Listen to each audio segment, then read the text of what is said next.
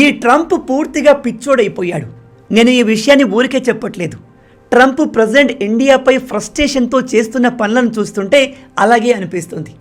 మోడీ గారి China visit తర్వాత ట్రంప్లో frustration విపరీతంగా పెరిగిపోయింది. తన ఫెయిల్యూర్ని తట్టుకోలేక మన ఇండియాను మరింత టార్గెట్ చేయడం మొదలుపెట్టాడు.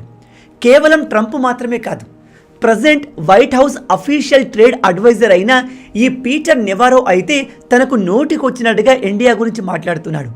మన మోడీ గారిని అవమానించే మాటలు మాట్లాడుతున్నాడు. గైస్, ఈ వీడియో చాలా ఇంపార్టెంట్. ఇందులో మనం అమెరికా యొక్క అసలు రూపం గురించి తెలుసుకోబోతున్నాము. అమెరికా మన ఇండియాను ఎంతగా హేట్ చేస్తుంది, మన ఇండియాను ఎదగనివ్వకుండా అమెరికా ఎన్ని ప్రయత్నాలు చేస్తుందో మనం క్లియర్గా తెలుసుకోబోతున్నాము. కానీ వీడియోలోకి వెళ్ళే ముందు మీ అందరికీ ఒక చిన్న రిక్వెస్ట్. ఇలాంటి ఇంట్రెస్టింగ్ అండ్ ఇన్ఫర్మేటివ్ వీడియోస్ మన ఛానల్లో ప్రతిరోజు వస్తుంటాయి. వీటిని మీరు మిస్ కాకూడదు అనుకుంటే వెంటనే మన ఛానల్ని సబ్స్క్రైబ్ చేసుకోండి. ఇది మీకు కంప్లీట్లీ ఫ్రీ. కానీ మీరు చేసే ప్రతి ఒక్క లైక్ అండ్ సబ్స్క్రిప్షన్ మాకు మరిన్ని వీడియోస్ చేయడానికి ఒక మోటివేషన్లా ఉంటుంది. మన ఛానల్ని సబ్స్క్రైబ్ చేసుకొని లక్షల మంది తెలుగు యువతను దేశభక్తులుగా మార్చే ప్రయత్నంలో మాతో జాయిన్ అవ్వండి. మీ అందరికీ తెలుసు, ట్రంప్ గత కొన్ని రోజుల నుంచి మన ఇండియాను తన కంట్రోల్లోకి తెచ్చుకోవడానికి అనేక ప్రయత్నాలు చేస్తున్నాడు. దానికోసం మన ఇండియా పైన లేనిపోని టారిఫ్లు వేశాడు. మన ఇండియా రష్యా నుంచి ఆయిల్ కొని యూక్రెయిన్లో ప్రజల చావుకు కారణమవుతుంది అంటూ మనల్ని క్రిటిసైజ్ చేశారు. ఈ ట్రంప్ మన ఇండియాను ఎన్ని విధాలుగా అటాక్ చేస్తే మనం అంత స్ట్రాంగ్గా మారాము.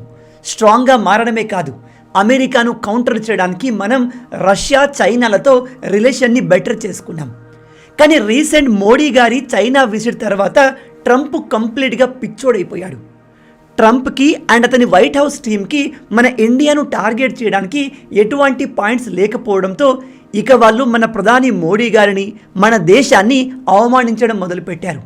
పర్సనల్ లెవెల్ అటాక్ని మొదలుపెట్టారు. ఇక్కడ కనిపిస్తున్న ఈ వ్యక్తిని చూడండి.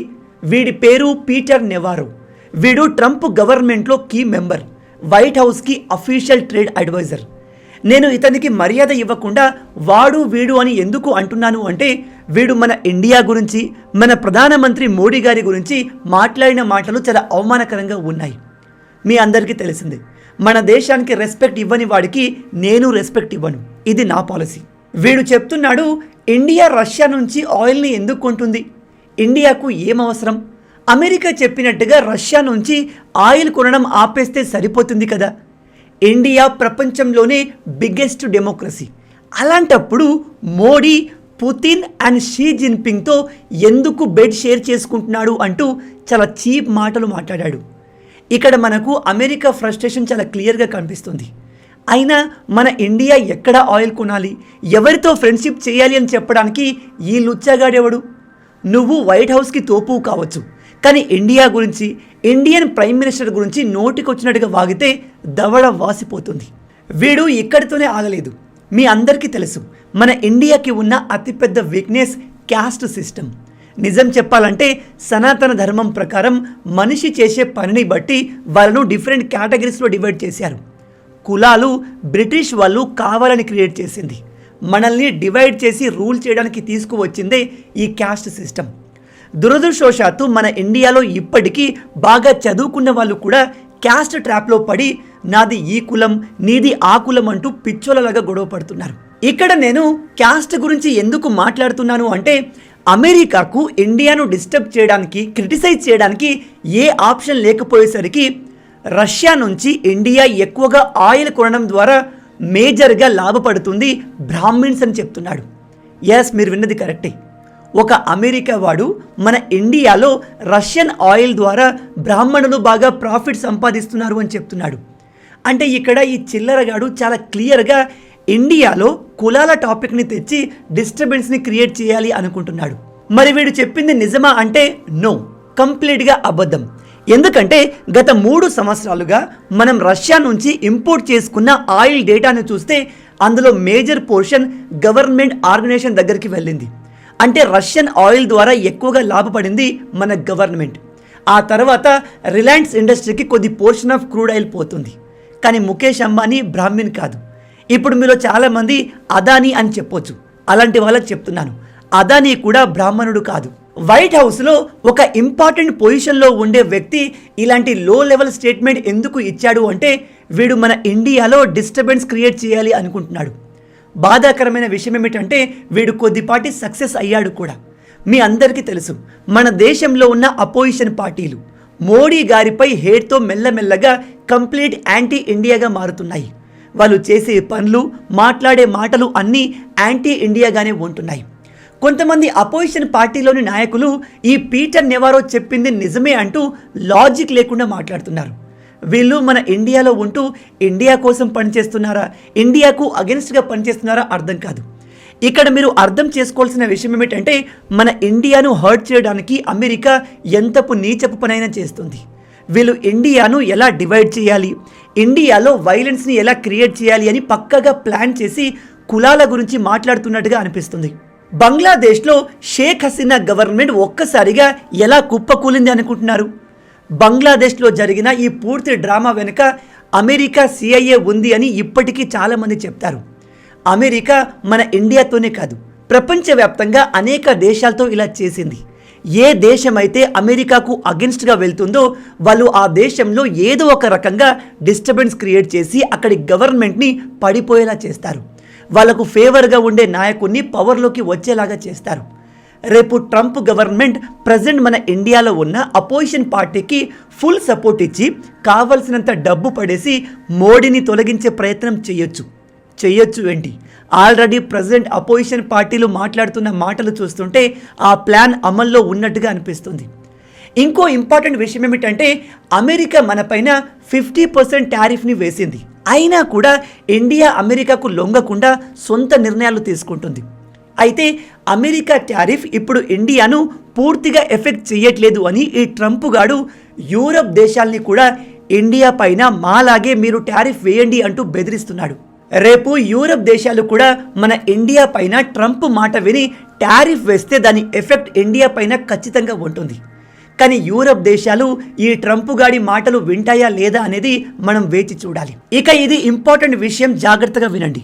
మన ఇండియా ఎక్కడ కూడా అమెరికాకు అగెన్స్ట్గా ఏ పని చేయలేదు. ప్రజెంట్ అమెరికా ప్రెసిడెంట్ అయిన డొనాల్డ్ ట్రంప్ మనల్ని టార్గెట్ చేయడానికి ఒకే ఒక కారణం, వీడిలో ఉన్న ఈగో అండ్ బలుపు. ఈ ముసలోడికి మనం ఇండియా పాకిస్తాన్ మధ్య యుద్ధం ఆపాడు అని క్రెడిట్ ఇవ్వాల్సింది. వీడికి నోబెల్ పీస్ ప్రైజ్ ఇవ్వాల్సిందిగా ఈ అమెరికా పెంపుడు కుక్క పాకిస్తాన్ లాగా మనము ప్రపోజ్ చేయాల్సింది. ఎందుకంటే అమెరికా ఇండియా పైన వేసిన ఈ 50% టారిఫ్కి ఒక ప్రాపర్ రీజన్ అనేది లేదు. మన ఇండియా రష్యా నుంచి ఆయిల్ కొంటుంది కాబట్టి మన పైన అమెరికా టారిఫ్ వేస్తున్నాము అని చెప్తున్నారు. కానీ చైనా మనకంటే ఎన్నో రెట్లు ఎక్కువగా రష్యా నుంచి ఆయిల్ కొంటుంది. కానీ అమెరికా చైనా పైన ఎటువంటి టారిఫ్ వేయలేదు. అమెరికా చెప్తుంది ఇండియా రష్యా నుంచి ఆయిల్ కొనడం ద్వారా ఆ డబ్బుతోనే రష్యా యుద్ధం చేస్తుంది అని. అంటే వీళ్ళు ఇండైరెక్ట్గా మనం రష్యాతో బిజినెస్ చేయకూడదు అని చెప్తున్నారు. కానీ సిగ్గు లేకుండా ఈ అమెరికా ఇప్పటికీ రష్యాతో భారీ లెవెల్లో బిజినెస్ చేస్తుంది. పైగా ఈ ట్రంప్ గాడు పవర్లో వచ్చిన తర్వాత నుంచి రష్యా అమెరికా ట్రేడ్ పెరిగింది. ఇక రష్యాతో మాకు ప్రమాదం ఉంది, రష్యా యుక్రెయిన్ తర్వాత మమ్మల్ని ఆక్యుపై చేస్తుంది అని ఏడ్చే ఈ యూరప్ దేశాలైతే మరీ దారుణం. ఎందుకంటే ఈ యూరప్ దేశాలే ఇప్పుడు రష్యా నుంచి భారీ మొత్తంలో ఎనర్జీ గ్యాస్ని ఇంపోర్ట్ చేసుకుంటున్నాయి. మీకు ప్రజెంట్ రష్యాతో భారీ లెవెల్లో బిజినెస్ చేస్తున్న దేశాల లిస్ట్ చెప్తాను, జాగ్రత్తగా వినండి. 2024లో ఈ యూరప్ దేశాలకి రష్యాకు మధ్య $73 బిలియన్ బిజినెస్ జరిగింది. అమెరికా ఇప్పటికీ రష్యా నుంచి అగ్రికల్చర్ ప్రొడక్ట్స్ని, రేర్ ఎర్త్ ఎలిమెంట్స్ని ఇంపోర్ట్ చేసుకుంటుంది. దాని వాల్యూ దాదాపు $3 బిలియన్ వరకు ఉంటుంది. చైనా రష్యా మధ్య బిజినెస్ వాల్యూ దాదాపు $250 బిలియన్ వరకు ఉంటుంది. కానీ మన ఇండియా రష్యాతో చేసేది కేవలం $66 బిలియన్ బిజినెస్. ఇక్కడ మనకంటే ఎక్కువగా యూరోపియన్ దేశాలు అండ్ చైనా రష్యాతో బిజినెస్ చేస్తున్నాయి. అలాంటప్పుడు ఈ ట్రంప్ గాడు కేవలం మనల్నే ఎందుకు టార్గెట్ చేస్తున్నాడు? ఎందుకంటే వీడికి మనపైన ఏడుపు. వీడు చెప్పినట్టుగా మనం వినట్లేదు. పాకిస్తాన్ అండ్ బంగ్లాదేశ్లు కుక్కల్లాగా వీడి కాళ్ళ దగ్గర పడుంటాయి. కానీ మన భారత్ వీడికి ఏమాత్రం లొంగకుండా సమానంగా ఆన్సర్ ఇస్తుంది. అది ఈ ముసలోడికి నచ్చట్లేదు. ఇక్కడ మీకు ఒక ఇంట్రెస్టింగ్ విషయం చెప్తాను, జాగ్రత్తగా వినండి.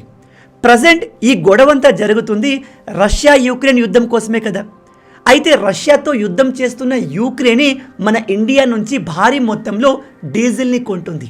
ఎస్, మీరు విన్నది కరెక్టే.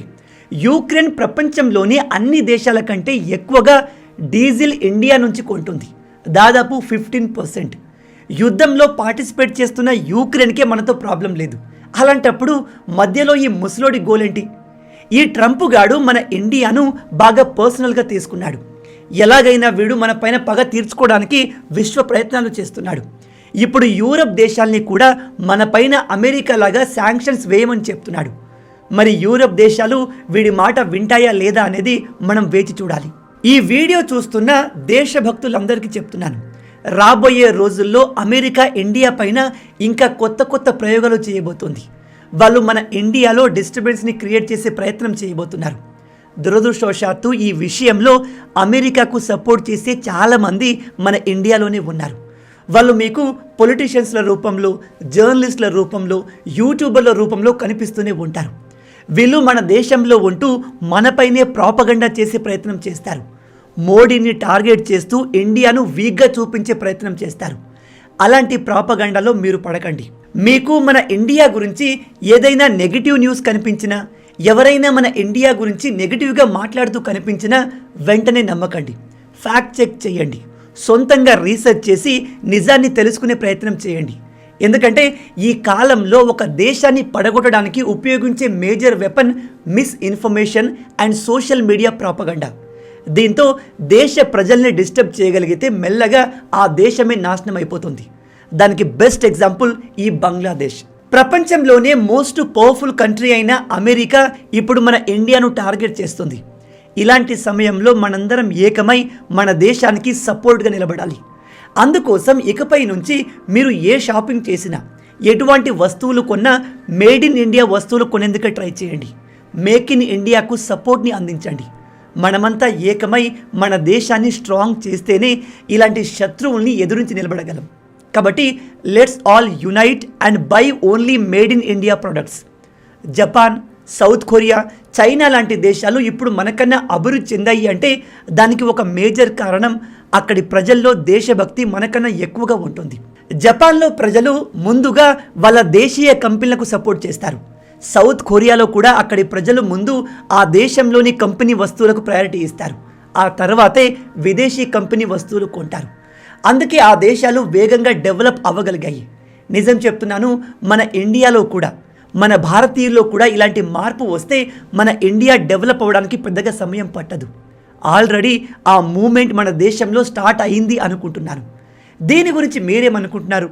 ఇప్పటికైనా మన భారతీయుల్లో ఐకమత్యం వస్తుందా, లేదా మనం ఎప్పటిలాగే కులాలు, పార్టీల పేరుతో, నాయకుల పేరుతో గొడవ పడుతూ ఇలాగే ఉండిపోతామా?